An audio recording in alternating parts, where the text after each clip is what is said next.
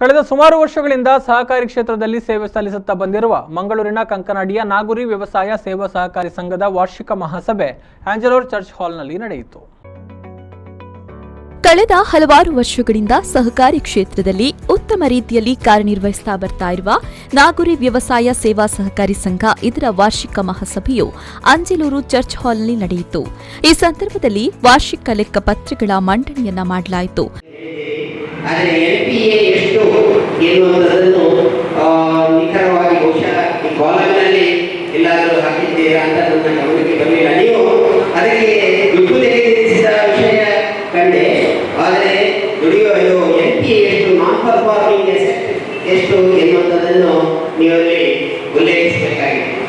ನಾವು ಮಹಾಸಭೆ ಹೊರಡಿಕೊಂಡು ಮೊನ್ನೆ ಮಾರ್ಚ್ 31 ಆ ವಿಷಯ ಹಾಗೆ ಬರೆದಿದ್ದರೆ ಮುಂದಿನ ವರ್ಷದ ವರದಿಗಳಲ್ಲಿ ತಪ್ಪಿಲ್ಲ. ಇದು ಕ್ಲೋಸ್ ಆಗಿ ನಮ್ಮ 31 ಮಾರ್ಚಿಗೆ ಆಗಲಿಲ್ಲ. ಈ ವರದಿಯಲ್ಲಿ ಆ ಹೊಡೆತ ಯಾವುದು ಕೊರೋನಾ ಸಂದರ್ಭದ ಹೊಡೆತ ಸಂಘಕ್ಕೆ ಬಂದಿರಲಿಕ್ಕೆ ಹೇಳಿ ನನ್ನ ಅನಿಸಿಕೆ. ಸ್ಲೋವಾಗಿ ಕೊರೋನಾದ ಲಕ್ಷಣಗಳು ಕಾಣಿಸಿಕೊಂಡು ಬಂದಿದೆ. ಮಾರ್ಚ್ ತಿಂಗಳಲ್ಲಿ ನಮಗೆ ಆದೇಶ ಕೂಡ ಇದ್ದು ನೀವು ವಸೂಲಿಗೆ ಹೋಗಬಾರದು. ಮಾರ್ಚ್ ತಿಂಗಳು ಹೇಳುವಂಥದ್ದು ಸಹಕಾರ ಸಂಘಕ್ಕೆ ಬಹಳ ಅತ್ಯಮೂಲ್ಯ ತಿಂಗಳು. ಮಾರ್ಚ್ ತಿಂಗಳು ಅಂತ ಹೇಳಿದ್ರೆ ಅದು ರಿಕವರಿ ಮಂತ್ ಅಂತ ನಾವು ಹೇಳ್ತೀವಿ. ಆ ರಿಕವರಿ ಮಂತ್ ಏನಿದೆ ಯಾವ ಬಳಿಯೂ ನಾವು ಹೋಗುವ ಹಾಗೆ ಇರಲಿಲ್ಲ.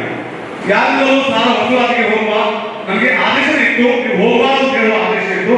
ಹಾಗಾಗಿ ಬಹಳ ದೊಡ್ಡ ಹೊಡೆತ ಬಿದ್ದಿರೋದು ನಮಗೆ ಮಾರ್ಚ್ ತಿಂಗಳಲ್ಲಿ. ಹಾಗಾಗಿ ಆ ಕೊರೋನಾದ ಹೆಸರನ್ನು ನಾವು ಅಲ್ಲಿ ಹಾಕಿದ್ದೀವಿ. ಇನ್ನು ಇದೇ ವೇಳೆ ಸಂಘದ ಆಯ್ದ ಸದಸ್ಯರನ್ನ ಅಭಿನಂದಿಸಲಾಯಿತು. ಎಸ್ಎಸ್ಎಲ್ಸಿ ಮತ್ತು ಪಿಯುಸಿ ವಿದ್ಯಾರ್ಥಿನಿಯರಿಗೆ ವಿದ್ಯಾರ್ಥಿ ವೇತನ ಸಂಘದ ಅಧ್ಯಕ್ಷ, ಉಪಾಧ್ಯಕ್ಷ ಮತ್ತು ಇತರ ಸದಸ್ಯರು ನೀಡಿದರು.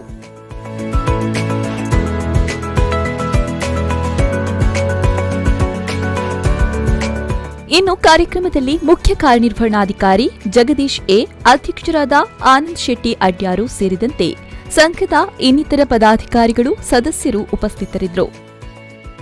Pavan Kajimadka, V4 News 24/7 Mangaluru.